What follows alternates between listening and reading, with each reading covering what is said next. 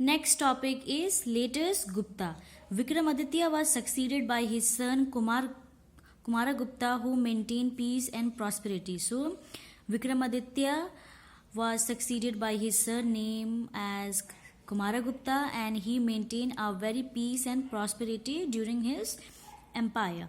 His successor Skana Gupta defeated and drove out the barbaric hordes of Huns who invaded India. So his successor, that is Skanagupta, he defeated the Huns who were invading India. Skanagupta's successors were weak and could not protect the empire from the repeated onslaught of the Huns. So the Skanagupta's successors were very weak and they were not able to protect the empire from the different enemies.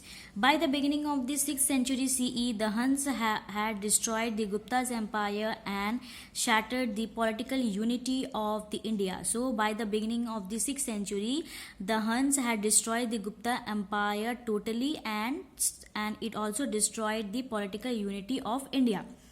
The downfall of the Gupta Empire in the middle of the 6th century CE led to the establishment of numerous small kingdoms which were constantly at war with one another. So, due to the downfall or destruction of the Gupta Empire in the middle of the 6th century, it finally leads to the establishment of small kingdoms who were constantly doing war with one another.